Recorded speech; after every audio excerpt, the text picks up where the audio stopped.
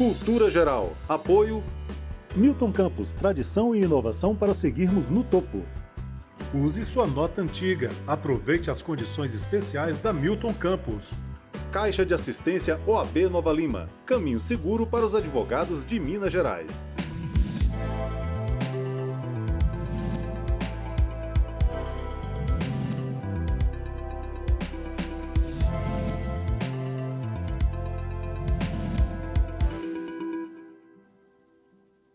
Olá, sejam todos muito bem-vindos ao Cultura Geral. É sempre um prazer fazer o Cultura Geral aqui na TV Banqueta e na Rádio Cultura de Curitiba.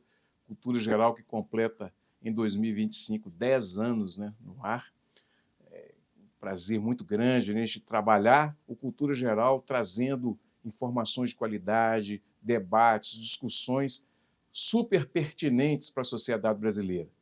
É um prazer estar com todos vocês aqui, trabalhar nesse sentido, criar essa possibilidade de debates, de discussões, fazendo com que as pessoas criem e formem a sua própria opinião, de maneira que a sociedade tenha sempre a ganhar aqui no Cultura Geral. Sejam todos muito bem-vindos e hoje a gente vai tratar de um tema super importante, super especial, que tem um pezinho aqui no Brasil, tem um pezinho no estado de Minas e também em todas as regiões do Brasil, como Curitiba, que é onde o programa é transmitido através da Rádio Cultura de Curitiba. A gente vai, para além de tratar da cultura afro-brasileira, a gente vai tratar também dos controles e também das resistências, das danças, dos movimentos de resistências, de sustentação da população preta no Brasil. Para isso, a gente está recebendo a doutora Kelly Nobre, que é uma doutora nesse sentido, de história de África, do povo africano também, que vai trazer para a gente informações super importantes, né, desse processo de colonização e também de escravização das pessoas negras e o seu processo de cultura e de resistência. Kelly Nobre, seja muito bem-vinda, é um prazer te receber aqui nas telinhas da TV Banqueta e também pela Rádio Cultura de Curitiba, para a gente poder tratar desse assunto que é tão bacana e tão importante, reconhecer a nossa história. Nova Lima, Minas Gerais, de uma forma geral, e o Brasil inteiro tem esse pezinho, né? Esse pé, não, os dois pés na África. E a cultura de resistência é muito importante para a gente. Então, entender o nosso passado é criar deixar os pés firmes no presente e criar uma perspectiva de futuro, seja ela para mais inclusão, seja ela também para reconhecimento dessas pessoas, dessa raça, das pessoas pretas desse país, e o mais importante, fazer com que todos respeitem não só a cultura, mas como todos os movimentos, né, ligados às pessoas pretas no Brasil. Seja muito bem-vindo, é um prazer te receber aqui, eu fico muito feliz. Muito obrigada pelo convite, estou muito feliz de estar aqui também, compartilhando um pouquinho sobre a minha pesquisa de doutorado, que eu acabei de defender no UFMG no dia 30 de janeiro deste ano, e eu espero conseguir contribuir aí para esse debate na sociedade, que é tão importante. Eu estudo o século XVIII, mas essa cultura musical chega ao século XXI, chega aos dias de hoje. Então, eu espero contribuir aí para esse debate tão importante que vocês fazem aqui no canal. Muito bem, eu já quero começar com você falando do Congado. Eu acho que quando a gente vai falar da cultura preta, da cultura negra, no Brasil, principalmente nos movimentos do século XVIII, que é trazido pela arte, pela cultura e pela dança, pela música, a gente passa hoje, a gente sempre passou pelo Congado, e eu acho que hoje é a fonte viva que a gente tem, apesar de em alguns lugares estar fraquejando um pouco, mas é igual bambu, enverga, mas não quebra, né? Como é que a gente traz esse pensamento e a importância do Congado para a formação musical, sociocultural da nossa sociedade do Brasil? E, principalmente de Minas Gerais, né, que tem Minas Gerais e São Paulo também, tem um afã muito grande pelo Congado. Sim, o congado, ele é um elemento muito importante, né? É uma questão cultural muito importante na nossa sociedade. Eu não estudo especificamente o congado, né? Na minha tese, eu não tenho um capítulo sobre o congado. O que eu trago na minha tese é o século XVIII, que tem relação com o congado. Se você ler a minha tese, você vai perceber ali elementos que são parecidos com o congado que se tem hoje. Uhum. Então, ao longo da tese, eu trabalhei com todos os africanos e os descendentes de africanos aqui em Minas Gerais no século XVIII. Uhum. Mas eu peguei especificamente os de nação Mina e os de nação Corá, que foram trazidos dos reinos de Uidá e Aladá, na África Ocidental, na costa da Mina, e que aqui recriaram esses instrumentos musicais, cantos em línguas africanas e danças africanas. Então, eu mostro isso na minha tese, mas eu trago também os demais africanos. Então, o congado, por exemplo, ele é aí, né, a continuidade de uma cultura musical que existia no reino do Congo, do Nidongo, da Matamba, que é na África Centro-Ocidental, que é hoje o equivalente a Angola e Congo. Uhum. Então, a raiz é essa região, África Centro-Ocidental. Inclusive, na minha banca, uma das pessoas que estava lá sugeriu para eu, enfim, fazer um artigo sobre essa questão do congado, fazer uma relação aí com a África Centro-Ocidental. Porque na minha tese em si, eu acabo trabalhando mais com a questão dos africanos dos reinos de Uidá e Aladá. Mas, por exemplo, essa questão do... Por que ele falou isso, né? Para eu trazer essa questão da África Centro-Ocidental e do congado. Porque na minha documentação aparecem muitos africanos de nação Angola e de nação Congo aqui em Minas Gerais no século XVIII, sobretudo na segunda metade do século XVIII. Na primeira metade do século XVIII, aqui em Minas Gerais especificamente, tem mais os africanos Mina, tá? Então é da África Ocidental, predominam eles.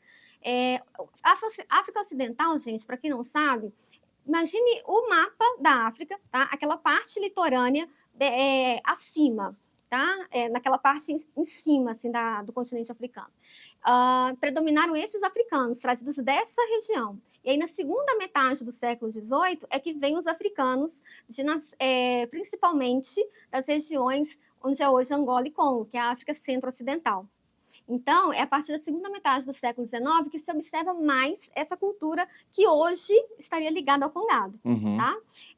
Então, o congado, também o candomblé, tem muitos elementos, muitos mesmo, que são parecidos com o que se acontecia aqui em Minas Gerais no século XVIII. Porque quando eles chegaram aqui, eles recriaram essas culturas. Não tem como copiar, né? Fazer igual, mas eles recriaram essas culturas musicais. E aí, os instrumentos musicais, por exemplo, o tambor, por exemplo, o tambor d'água, que eu faço uma descoberta que aqui no século XVIII tinha o tambor d'água, que eu trago, inclusive, de novo, porque até então não se tinha um documento comprovando isso, eu trago isso na minha tese. Que são elementos aí importantes e dessa África Centro-Ocidental. E esses ritmos, eles chegam aí ao século XX, XXI no congado, sim, e é muito importante preservar o congado, inclusive, e termos projetos culturais que incentivem o congado. Isso é muito importante. Eu estava, inclusive, ontem conversando com uma pessoa do congado, lá da região onde eu moro, que é o Barreiro, e ele me falando sobre as dificuldades de se preservar essa cultura. Eles querem preservar, mas muitas vezes não se tem recursos financeiros mesmo ali para fazer a produção do congado, porque tem toda uma produção ali, né, todo um investimento econômico. Então, nós precisamos de mais projetos culturais voltados para isso, voltados para se fazer essa festa, para manter viva essa cultura. Que os africanos, trazidos da região da África Centro-Ocidental, chegaram aqui e lutaram tanto para poder preservar, para poder recriar, e que nós hoje, no século XXI, temos que lutar também para preservar e para continuar com essa cultura musical, com essa cultura, né, tão rica. O Kelly, você está lá na UFMG, seu doutorado, você também é professora.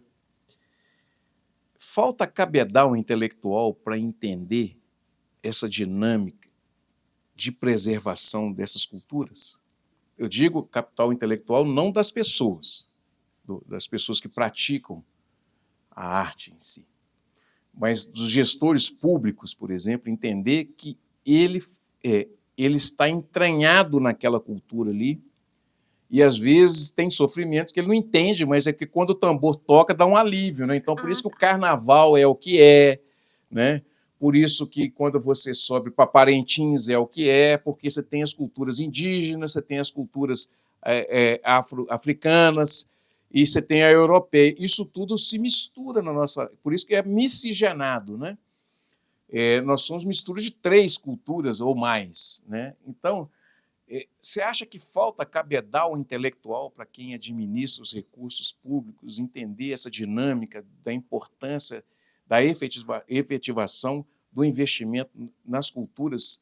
E aí, na cultura da música africana, do folclore africano, que trouxe, que criou esse sincretismo com a cultura europeia e que esse sincretismo acontece essencialmente na América Latina por outras questões, né, religiosas, de domínio, essa coisa toda. Como é que você vê isso? Você acha que falta esse cabedal intelectual para que os administradores entendam isso?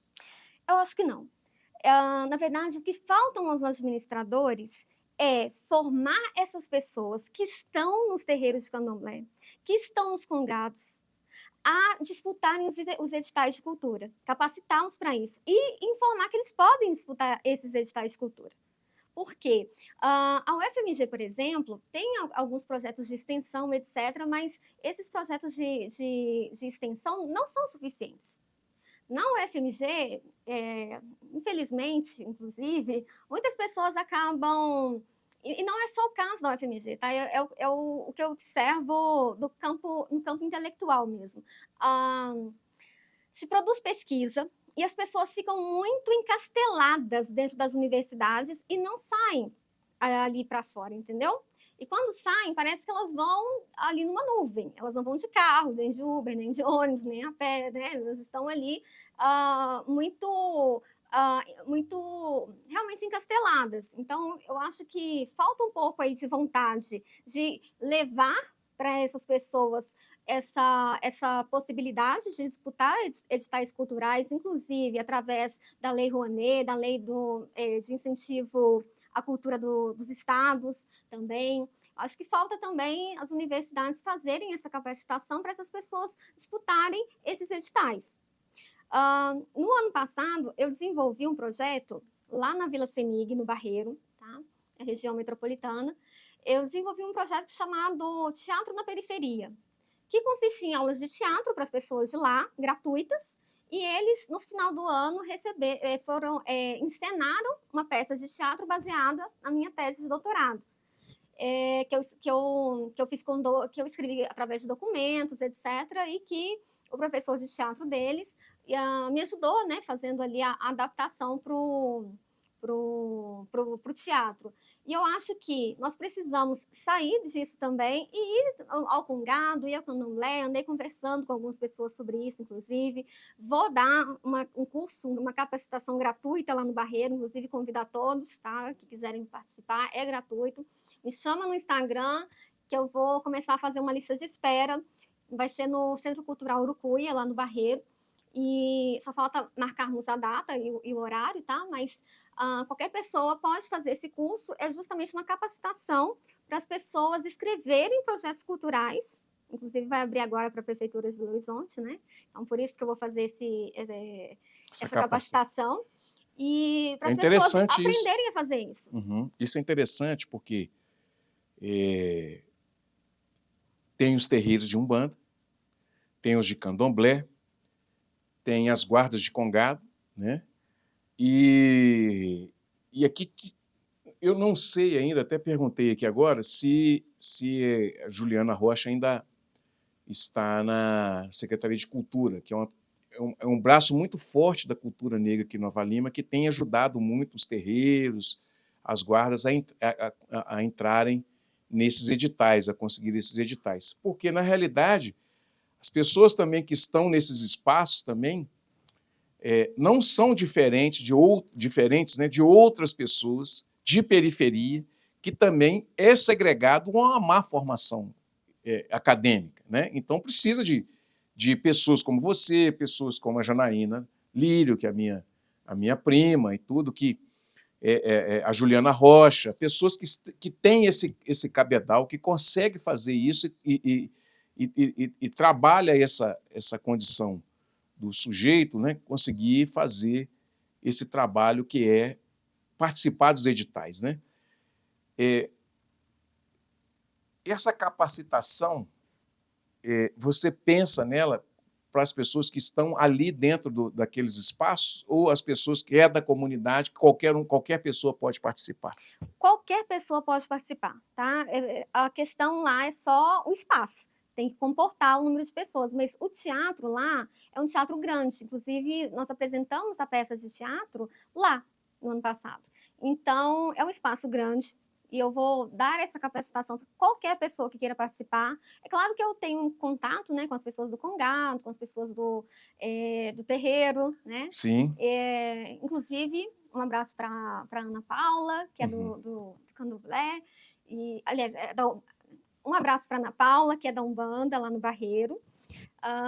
E eu estou em contato com essas pessoas para fazer essa capacitação. Mas qualquer pessoa, não só do Barreiro, como de Belo Horizonte, enfim, de outras partes do Brasil, podem participar. É só uma vai questão ser presencial ou online? É presencial, presencial, né? Eu posso até, de repente, dependendo do número de procura, eu posso gravar, né? Eu não tenho câmera, enfim, eu não tenho como investir nisso, mas eu posso gravar no celular e depois fazer a divulgação. Pode sim. Eu acho que hoje o celular permite tanta coisa, né? Esse é um programa que vai ser vinculado e eu vou pedir para o pessoal dos terreiros distribuírem também, porque eu acho que é importante para que esses movimentos, para que as pessoas também tenham essa capacitação, entendam sobre isso. Na parte educacional também, eu acho que as escolas poderiam destinar alguns profissionais também para esse campo, né, de atuação, às vezes na Secretaria de Cultura. Vamos fazer um movimento aí, quem sabe? Vamos. Né? Eu acho que é fundamental que a gente tenha esse tipo de espaço aberto para essas pessoas também. Sim, eu convoco, então, aqui todas as pessoas que querem lutar contra a desigualdade social, que têm um projeto antirracista, para irem até lá, assistirem o meu curso, que é gratuito, e para, então, disputarem esses editais. Porque esses editais, eles dão a possibilidade de fazer distribuição de renda e também de preservar essas culturas e de divulgar essas culturas. E é interessante porque eles têm muito contato com os terreiros, por exemplo, da Cabana, da Pedreira, aliás, e eu acho que isso é tão importante, assim, a gente entender toda essa dinâmica que abre esse espaço e abre essa possibilidade para que as pessoas possam galgar mesmo outros espaços. E assim, tem muita gente hoje também dos terreiros que estão estudando, né, tem o Pelezinho que está em formação, que eu conheço, que é muito bacana também. E isso é muito importante para que essas pessoas também sintam também que elas, né, dá para ir, dá para buscar mais coisas. E eu acho que a educação, a ideia de educação e a ideia também de se qualificar para determinadas coisas fica muito mais fácil de adquirir, né?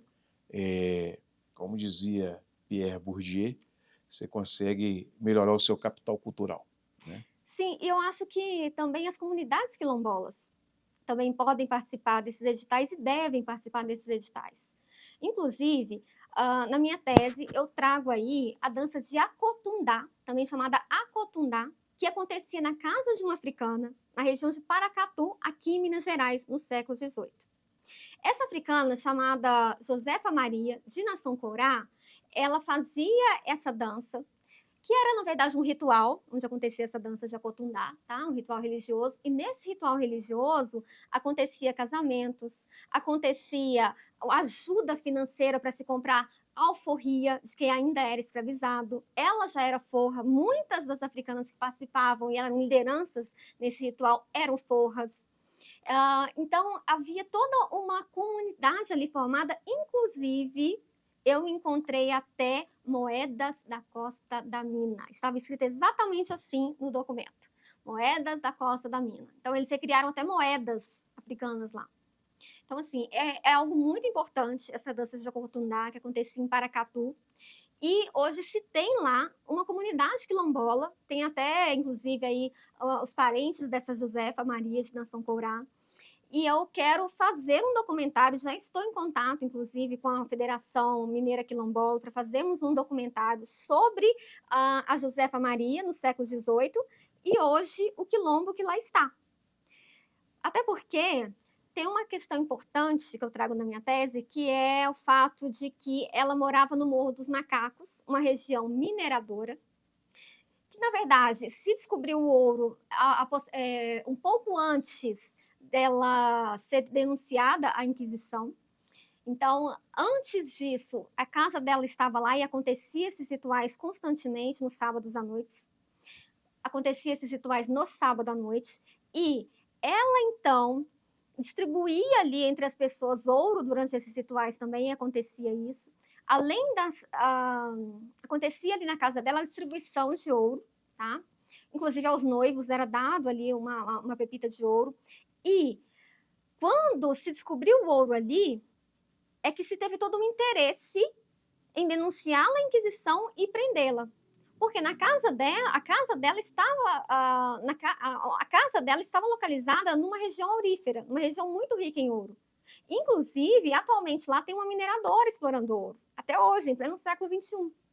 Então, a Josefa Maria estava lá há anos na casa, ela foi denunciada e se abriu um sumário de culpa e se invadiu a casa dela, prendendo ela e as pessoas que estavam lá, justamente por uma questão econômica, porque eles queriam explorar o ouro ali, naquela região. E ali, enfim, destruíram a casa dela, levaram tudo que se tinha na casa dela para se fazer a abertura desse sumário de culpa. Que, para quem não sabe, gente, o que era um sumário de culpa, né? Nunca existiu a Inquisição aqui no Brasil, tá? Mas existia um braço da Inquisição aqui. Porque existiam aqui no Brasil os funcionários da Inquisição. Esses funcionários, eles registravam as denúncias dos moradores contra outros moradores, inclusive escravizados, libertos, enfim. Eles registravam as denúncias, mandava-se para o Tribunal de Lisboa. Lá o promotor, então, lia a denúncia. Se ele achasse necessário, então, ele pedia, se o promotor achasse necessário, ele pedia para abrir um sumário de culpa aqui. Então, o sumário de culpa é o início de uma investigação. É um inquérito. É o equivalente a isso, né? Se abria uma investigação aqui, as pessoas, então, eram ouvidas nesse sumário de culpa e mandava-se esse sumário de culpa de novo para o promotor de Lisboa. E isso a pessoa ficava presa aqui? No sumário de culpa, a pessoa podia ou não ficar presa. Dependia, mas a Josefa ficou. Ela foi presa. Porque eles tinham interesse econômico ali, né? E aí, só uma coisa importante. Esse sumário de culpa era aberto, enviado para o promotor de Lisboa. Ele, se achasse necessário, então, mandava abrir o processo. E aí, então, abria-se o processo aqui no Brasil. E abrindo o processo, ouvia-se mais pessoas, juntavam mais provas e enviava a pessoa processada, juntamente com um calhamaço, né, que é o processo, cerca de 200, 300 páginas, para Lisboa, e lá a pessoa ficava esperando a sua vez para ser julgada. E muitas vezes morria e não era julgada, né, porque eram muitos anos que ficava ali. Então, assim, a Josefa, ela nem teve um processo aberto contra ela. Teve só o sumário de culpa. Entende? Então, o promotor de Lisboa nem quis abrir um processo. Abriu, então, um sumário de culpa somente. E ela ficou presa preventivamente? Ela ficou presa preventivamente, porque eles queriam ali, né, a casa dela, eles queriam o ouro que estava ali. E ali na região de Paracatu, quando descobriu o ouro ali, veio muita gente. Não tinha como comportar tanta gente assim. Entende? Tinha um padre lá que ele explorava o ouro. Ele estava muitíssimo interessado ali na casa da Josefa Maria. Inclusive, foi ele, né, que esteve por trás de tudo isso. Quem era, tinha os portugueses, além dos portugueses, tinha mais alguém que já no século XVIII, já, por exemplo, os ingleses estavam por trás dessa você conseguiu identificar isso? Os ingleses, os holandeses, tinha mais alguma nação em volta dessa perspectiva de exploração do ouro nessa região? Na minha documentação eu não encontrei, tá? Uhum. Essas pessoas, elas vêm aí no século XIX, em geral, tá? Então, no século XVIII, eu não encontrei. Inclusive, muitos mineradores, eles eram pessoas que nasceram aqui no Brasil, né? Uhum. Então, não eram somente os portugueses, muitos eram pessoas que já nasceram aqui mesmo. Uhum. Era uma elite crioula, vamos dizer assim, Exato, né? exato. Uma outra pergunta, uma das coisas que me veio aqui, que é essa população que veio originária da região de Mina, na África, tem a ver com o nome de mina aqui? Por exemplo, a mina de ouro de Morro Velho. Não, nada a ver? Não. É só porque me veio isso, assim, por que tem um nome? Que a mina, o nome de mina já talvez fosse um derivado, né? Mas não é, né? Nada a ver. É um povo específico mesmo daquela região, né? Sim, é uma região muito grande. Inclusive, no meu Instagram, eu mostro, né, o mapa que eu utilizo na minha tese. Quem quiser ver, @histórias da Kelly. Era uma região muito grande, tá? Essa Costa da Mina comportava ali muitos reinos. E ali na África Ocidental, isso é importante se dizer, tá? Ali na África Ocidental, onde estava a Costa da Mina, era uma região rica em ouro. O reino do Mali e de Gana eram riquíssimos em ouro, muito mesmo. Então, ali, os africanos desses reinos sabiam minerar maravilhosamente bem. Eles sabiam encontrar os veios de ouro maravilhosamente bem. Eles sabiam como explorar, eles sabiam ali como fazer as joias, eles sabiam tudo. Por isso, inclusive, que na primeira metade do século XVIII, aqui em Minas Gerais, que era rica em ouro, se preferiu os africanos da África Ocidental. Esse era um dos motivos. Tá? Porque eles tinham um conhecimento muito grande e que os senhores queriam explorar esse conhecimento. É importante falar, gente, que houve uma recriação dos conhecimentos africanos aqui no Brasil. Porque quando se fala aí em período colonial, em africanos, etc. e tal, só vem a ideia de exploração, de trabalhos manuais ali, e não, teve um trabalho ali, teve um conhecimento recriado ali importantíssimo. Importantíssimo. Na área aí da mineração, na área da medicina, eram os africanos que curavam as pessoas. Por quê? Vamos lembrar, gente, que aqui no Brasil, é só quando vem a família real portuguesa, em 1808, que se é permitido ter universidade aqui. Vamos lembrar disso, ok? Então, imagina, nós temos hoje falta de médicos, em pleno século XXI.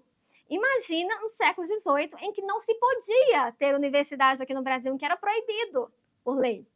Imagine só, as pessoas tinham que ir para Portugal, estudar e voltar. Então, ou então saírem de Portugal e virem para cá para atender as pessoas. Então, eram pouquíssimos médicos. Então, quem curava efetivamente as pessoas eram os africanos, que tinham esse conhecimento médico. Eles praticavam as curas em seus reinos, e quando chegavam aqui, quando era necessário, eles então faziam as curas, porque eles sabiam fazer isso. Só fazer um recorte nessa fala. Então, a pessoa vai tomar um chá de funcho, vai tomar um chá de erva cidreira. Está tudo ligado a esse tipo é só para as pessoas de casa entenderem a dinâmica e a importância do povo de África, né? Sim, os emplastos também. Gente, na minha tese, eu mostro que lá os viajantes que estiveram ali na Costa da Mina, nos séculos os viajantes que estiveram na Costa da Mina, na África Ocidental, nos séculos 17 e 18, eles admiravam muito a medicina africana. Eles falavam isso nos relatos de viagem. Eles falavam que eles curavam as pessoas muito bem. Eles, inclusive, falam dos emplastos que eram utilizados para curar feridas, que eram fantásticos. Teve um português, vou contar uma fofoca histórica para vocês, mas isso não está na minha tese. Teve um português eu tive que ler esse documento, que não tinha nada a ver com a minha tese, mas tem vezes que eu sou assim, tão apaixonada por história que eu fico lendo esses documentos. Teve um português que tentou roubar um deus africano que praticava a cura no reino de Uidá. E aí ele colocou ali que era uma serpente, né? Aí eles cultuavam a serpente Dandanguibé, para quem não sabe, tá? E aí, ele então pegou uma serpente que tinha lá no reino de Juidá, colocou no navio para levar para Portugal. Assim como outras ervas, etc. e tal, que eram utilizadas para curar as pessoas. Porque ele queria levar esse Deus para Portugal e levar esses chás, esses emplastos, para curar as pessoas lá. Só que houve uma reviravolta, porque teve uma tempestade, uma coisa assim, o navio, então, naufragou. Aí, então, o povo de Juidá percebeu que ele tinha roubado esse deus africano, né, essa serpente, uma das serpentes que haviam lá.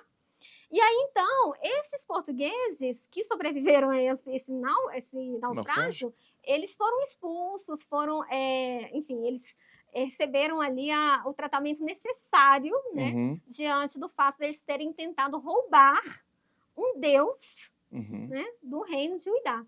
Então, assim, ele tentou fazer isso, de tanto que era eficiente a medicina que era praticada lá, sabe? Então, assim, a minha tese, ela trabalha, ela mostra também essa importância dessa recriação também dos conhecimentos médicos aqui em Minas Gerais no século XVIII. Então, eu trabalho com uma documentação, gente, muito rica.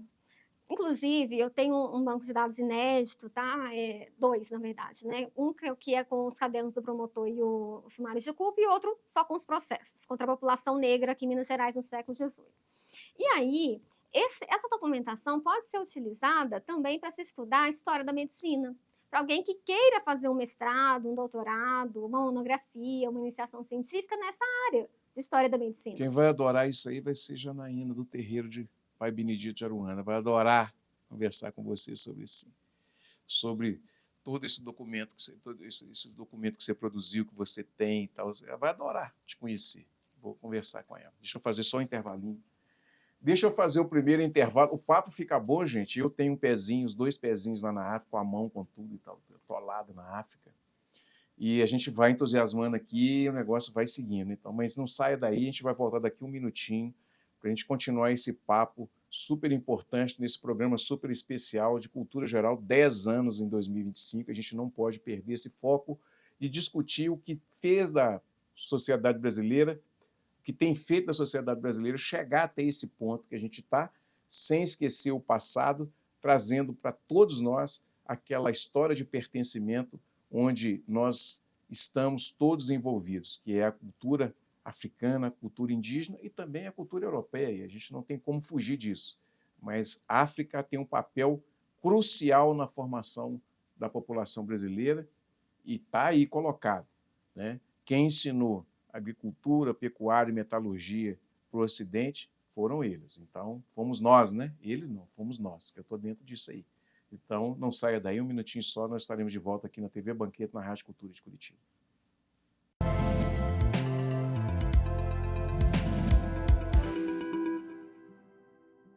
Dengue, zika, chikungunya e febre amarela urbana são doenças transmitidas por um mosquitinho, o Aedes aegypti. Contra ele, a prevenção é a melhor solução. Vamos eliminar os focos de água parada nos vasos de plantas, nos pneus, nos recipientes abertos. E um repelente é sempre bom.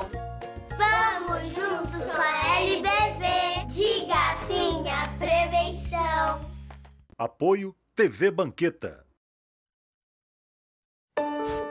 Sonhos cabem no papel, mas podem se tornar realidade. Eles crescem com apoio e investimento no presente. Educação para todos é o que inspira a LBV a buscar um futuro melhor para milhares de crianças e adolescentes. Acredite nesses sonhos, apoie suas realizações. Quando a LBV ligar, diga sim!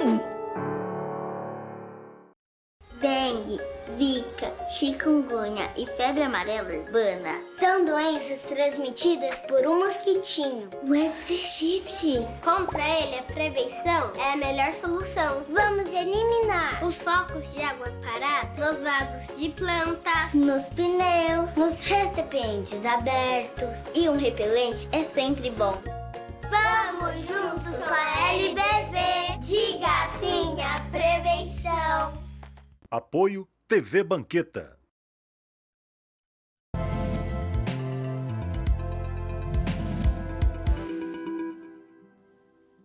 Bom, de volta com Cultura Geral aqui na TV Banquete, na Rádio Cultura de Curitiba. A gente está conversando sobre história de África, história no sentido de música, de arte, de inquéritos, gente, daquilo que foi colocado, se a população preta no Brasil, a forma como ela foi, da forma que foi conduzida, e também aquilo que sempre é discutido, inclusive no Escavando a Verdade aqui em Nova Lima, que eu vou até dar sugestão aqui para a Kelly, né?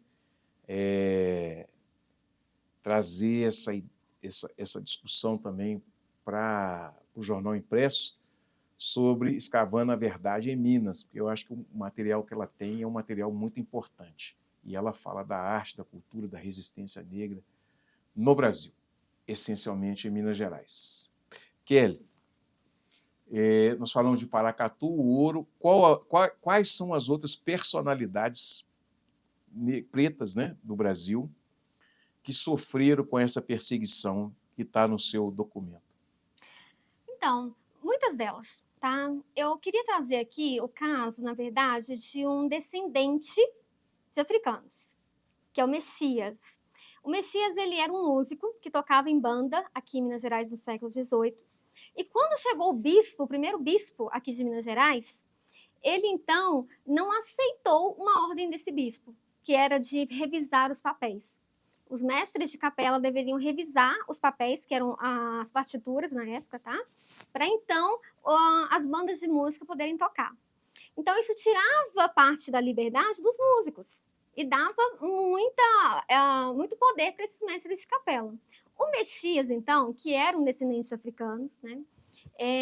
Esse homem, então, se rebelou contra essa ordem do bispo. Inclusive, ele movimentou os demais músicos contra a ordem do bispo. Movimentou, inclusive, uma pessoa da administração colonial aqui em Minas Gerais contra o bispo.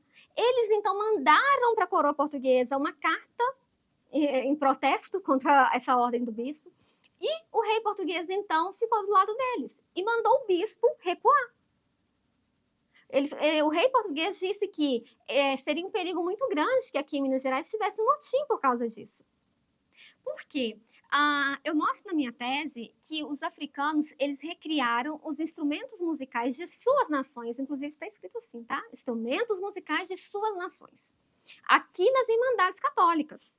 Durante as festas católicas, durante as missas, os instrumentos musicais africanos estavam sendo tocados, sabe? Então, a cultura musical africana, ela não estava somente nos rituais africanos que aconteciam nas casas das pessoas, nas senzalas. Essas culturas musicais estavam também nas Irmandades Católicas, nas ruas, nas tabernas, que seria o equivalente hoje a, vamos colocar assim, um barzinho, tá? Uhum. Que eram as vendas. Estavam também nas casas da elite também, que precisava de cura, e aí se tinha, então, um ritual que envolvia música e dança. Estava também no teatro, que é a Casa da Ópera de Vila Rica. Para quem não sabe, a Casa da Ópera de Vila Rica é o equivalente, né, na língua portuguesa hoje ao teatro, tá? Então, os instrumentos musicais africanos, os ritmos africanos estavam em todos os lugares aqui em Minas Gerais no século XVIII. E o Mexias, ele era um descendente de africanos, né? E ele não queria que fosse revisado essas partituras, muito provavelmente porque essas partituras haviam ali ritmos africanos, eram talvez tocados, né, com esses instrumentos musicais africanos, e ele conseguiu movimentar ele conseguiu movimentar os músicos, a administração colonial e até a coroa portuguesa, e conseguiu vencer o bispo. Então, é por isso que eu falo que existe uma resistência cultural muito forte aqui em Minas Gerais no século XVIII. E essa resistência cultural, gente, foi tão forte que hoje o que se tem aqui no Brasil são ritmos que vieram da cultura africana. E nós precisamos preservar essas culturas, no Congado, precisamos muito preservar tudo isso e levar essa mensagem para as pessoas de que houveram recriações culturais na área musical que eram africanas. Além dele, né, que é um caso que eu precisava falar, que é de um descendente de africanos. Inclusive, gente, eu evito na minha tese a usar as palavras crioulo, negro, preto. Quando está no documento, eu falo assim, o descendente de africano, mencionado no documento, como preto, enfim, eu falo assim, porque eu também quero ser fiel ao documento, não posso mentir. Existia uma hierarquia de antigo regime que classificava as pessoas, tá, no século XVIII, mas, na minha tese, eu tento não trabalhar com isso, até porque eu quero mostrar a continuidade das culturas africanas. Então, por isso eu falo descendentes, porque esses descendentes, eles deram continuidade a essas culturas. Então, por isso, eu evito esses termos e utilizo a palavra descendentes. Mas uma africana, por exemplo, que eu trago na minha tese, muito importante também, é a Ângela Maria Gomes. A Ângela Maria Gomes, ela fazia na casa dela, que era inclusive do lado da casa do padre, ela era rica, tá? Só um detalhe. Ela era rica. Essas mulheres que praticavam a cura, gente, elas acabaram se alforriando, ou seja, elas conseguiram comprar a carta de liberdade, a carta de alforria, ok? Essas mulheres, elas conseguiram, inclusive, muitas delas ficarem ricas. E essa Ângela Maria Gomes, ela fazia um ritual em torno de uma árvore gameleira, na casa dela. E, é claro, se tinha muita música e muita dança. E esse padre chegou em um determinado momento que a denunciou à Inquisição. Essa Ângela Maria Gomes também teve o seu sumário de culpa aberto, mas ela não foi processada. Quando a gente olha assim, nós que somos historiadores, né, nós pensamos assim, nossa, que bom que ela não foi processada, assim, ela não morreu nos cárceres da Inquisição, né, não foi torturada lá em Portugal até a morte, mas nos sumários de culpa e nas denúncias, tem poucas informações, que são pequenas. As denúncias são meia página, os sumários de culpa costumam ser de 3 páginas, 5, às vezes 10, 15. Né? Quando eu encontro sumários de culpa de 15 páginas, nossa, eu fico muito feliz, porque aí tem muitas informações, né? Mas, e o processo são 200, 300 páginas, então tem muitas informações. Mas ela não foi processada. Mas é importante porque essa árvore gameleira foi uma recriação de um ritual que acontecia lá no reino de Juidá. Porque a árvore lá essa árvore gameleira também era considerado um deus lá, era um voodoo lá. Uhum. Então, ela recriou esse ritual aqui e curava as pessoas através desse ritual. Outra pessoa que eu trago na minha tese muito importante é a Teresa Mina, de Nação Courá, e o Manuel Mina, de Nação Courá. Eles estão na minha tese, né? Eu fiz, inclusive, a peça de teatro foi baseada nessa documentação sobre esses dois, né? E ela fazia na casa dela também, nas noites de sábado, uns rituais africanos que envolviam música e dança. E ela também teve aí, né, a sua casa invadida, ela também foi presa, juntamente com o Manuel. Esse Manuel ainda era um escravizado. Olha só que interessante esse caso. Ele era um escravizado que conseguia se deslocar semanalmente, no sábado à noite. E muitas vezes ficava na casa da Teresa, vários e vários dias, tá? Para participar, então, desses rituais. E quando ele foi preso e levado para o senhor dele, ele, então, começou a fazer umas danças, isso aí é o documento que está falando, né? Umas danças de roda e dizer a palavra cobra, cobra, cobra. Imediatamente, então, as pessoas que estavam segurando ele, os capitães do mato, ficaram com medo e soltaram ele. Porque sabiam que ele estava ali invocando o deus serpente Dandanguibé, que é lá nessa região, né? Juidá, Ladá, Daomé, esse deus era cultuado nessa região da Costa da Mina. Então, as pessoas tinham conhecimento dos deuses africanos, que foram os cultos aos deuses africanos, que eram recriados aqui em Minas Gerais. Eu mostro isso na minha tese, tá? Por A mais B. As pessoas, então, têm consciência de que os instrumentos musicais africanos também foram recriados, tanto que eles falavam instrumentos de suas nações. Eles tinham consciência de que os cantos em línguas africanas foram recriados também, porque isso está na documentação Cantos em Línguas Africanas. Então, infelizmente, gente, nenhum escravizado escreveu um documento, sabe? Então, eu tenho que ler a documentação que era escrita pelas pessoas que estavam na administração colonial, que estavam na Inquisição, e que eram pessoas que queriam reprimir, né, os africanos e seus descendentes, reprimir essas culturas, tá? Então, eu tenho que também tirar leite de pedra, né? Eu tenho que ler nas entrelinhas.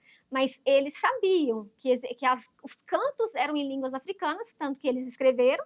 Eles sabiam que eram instrumentos musicais de suas nações, ou seja, de seus reinos de origem.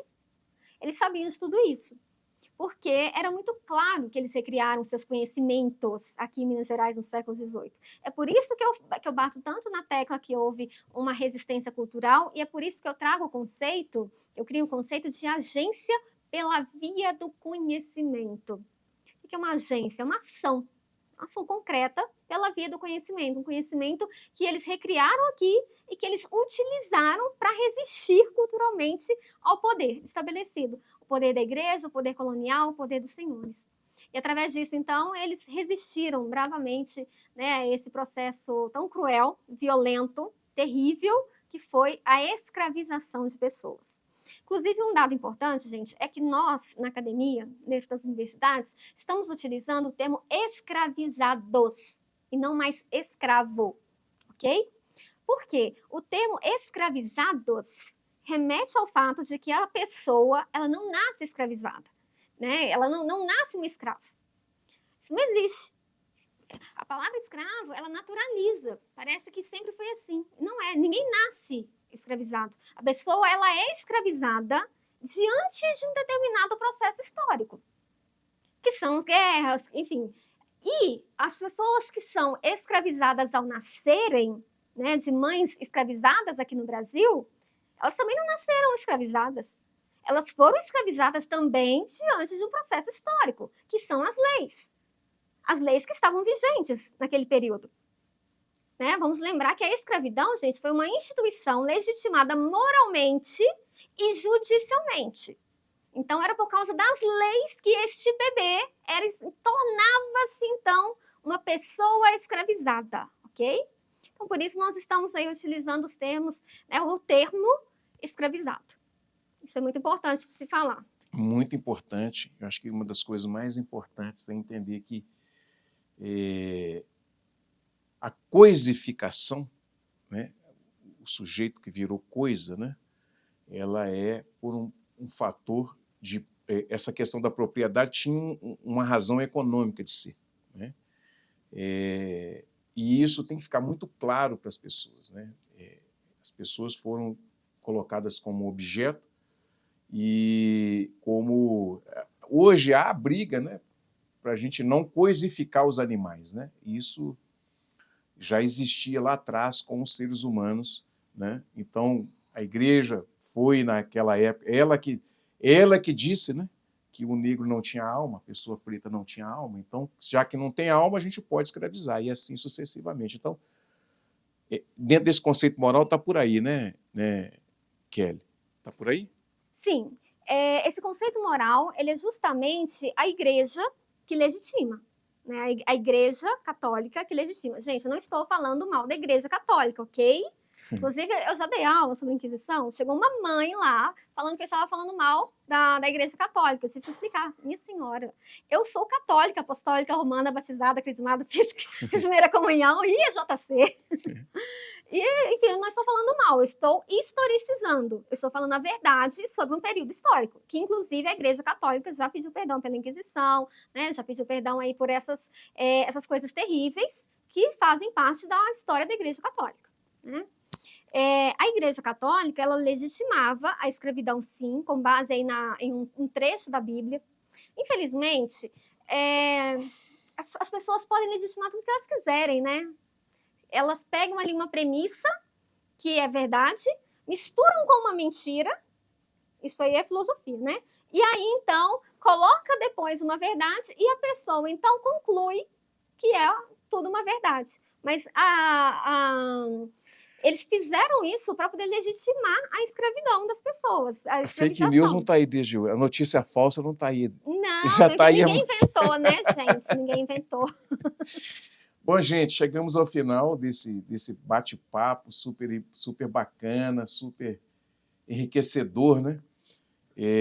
Kelly, muito obrigado. Assim, eu acho que a gente tem muito a ganhar com essas entrevistas, com esse bate-papo super enriquecedor. Principalmente as pessoas que precisam um pouco de luz, né? Principalmente nos momentos que a gente está vivendo hoje, não só de polarização, mas também de desinformação. Então, acho que um programa desse é um respiro para a inteligência. Né? Muito obrigado pela sua participação. Viu? Eu que agradeço a oportunidade de estar aqui falando sobre a minha tese, de poder, então, trazer esse conhecimento acadêmico, porque eu estudei a vida inteira em escola pública, eu fiz a minha graduação na PUC Minas através do ProUni, então eu ganhei 100% de bolsa do ProUni. Obrigada, Lula.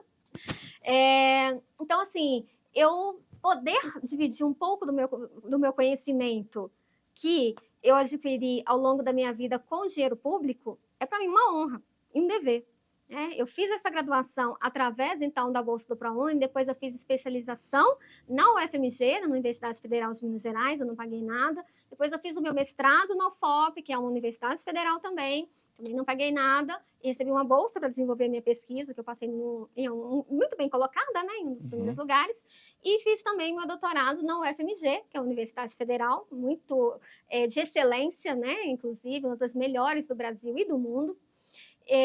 Então, eu que agradeço a oportunidade de estar aqui, dividindo um pouquinho desse conhecimento que eu adquiri com base nos projetos sociais e também nas universidades federais do Brasil, aqui com vocês. E, enfim, eu espero que outros acadêmicos também possam vir aqui, possam dividir um pouco do conhecimento acadêmico, porque eu acho também que grande parte das fake news acontecem justamente porque as pessoas não sabem o que acontece dentro das universidades federais, porque se pesquisa a importância dessas pesquisas, né? Não só na área de história, como nas ciências médicas, enfim, de todas as áreas. Então, é uma oportunidade que eu agradeço muito e espero contribuir, vir aqui outras vezes para falar sobre outras pesquisas, um artigo que eu estou, inclusive, pensando em publicar. Enfim, só tenho a agradecer a vocês. Bom, gente, eu que agradeço, né? A gente precisa agradecer sempre, eu acho que a humildade e conhecimento, e canja de galinha não faz mal a ninguém. Então, prudência é sempre muito importante, mas colocar para fora aquilo que nós adquirimos de conhecimento é mais importante ainda. Muito obrigado a todos vocês que nos acompanharam, um beijo no coração de todos, e amanhã estaremos de volta aqui na TV Banquete, na Rádio Cultura de Curitiba, comemorando 10 anos de Cultura Geral, com mais uma entrevista super especial. Um beijo no coração de todos e até amanhã, se Deus quiser. Cultura Geral. Apoio Milton Campos, tradição e inovação para seguirmos no topo. Use sua nota antiga. Aproveite as condições especiais da Milton Campos. Caixa de Assistência OAB Nova Lima. Caminho seguro para os advogados de Minas Gerais.